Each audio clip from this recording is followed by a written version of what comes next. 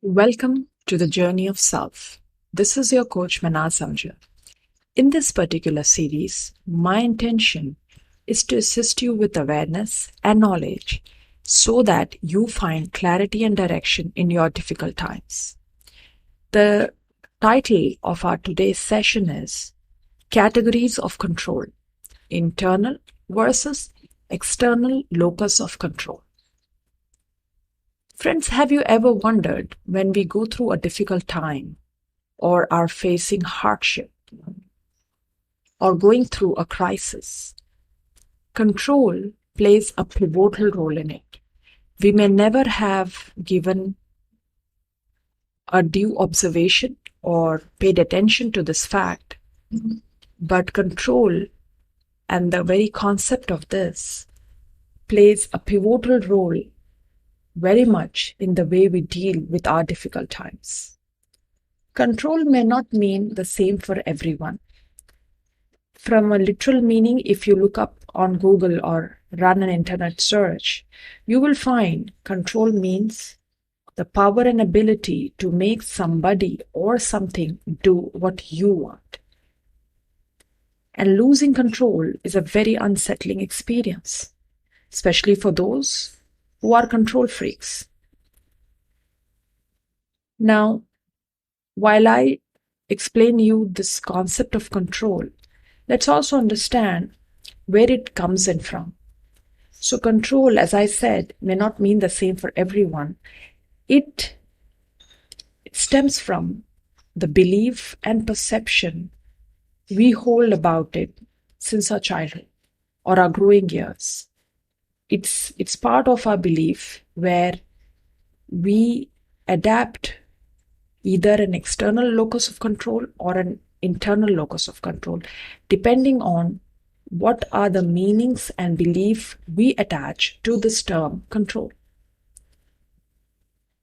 So what is the internal or external locus of control? Well, an external locus of control is where we contribute the outcomes to external circumstances, wherein an internal locus of control is where we tend to experience a sense of responsibility over the outcomes.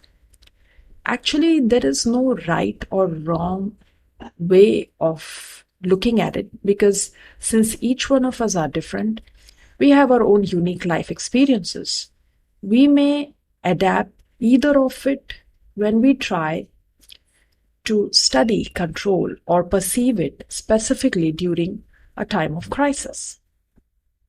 So for example, let's say a person has a huge farmland and the yield, or they have an orchard and the yield is not good enough this particular season.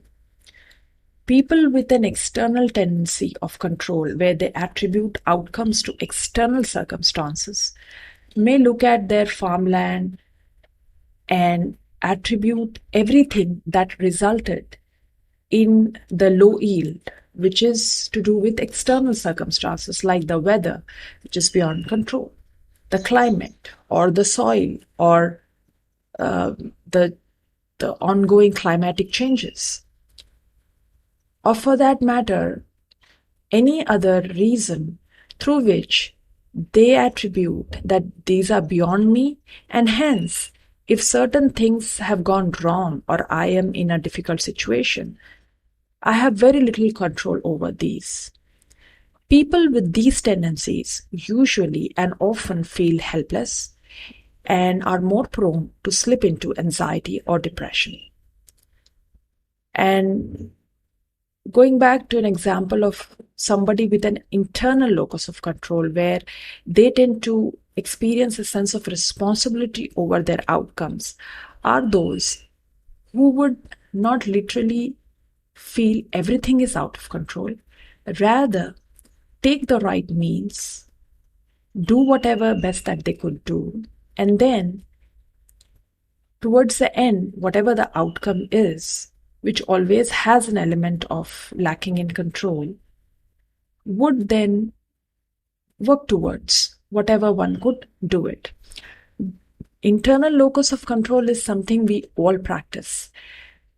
Because in order to achieve a particular goal or meet a deadline, or for that matter, going back to that farmland example, having a good yield, when one exercises an internal locus of control, the person in charge would look into where else and what means one could do to give their best shot, so that they experience a sense of responsibility over the outcomes with a more positive approach.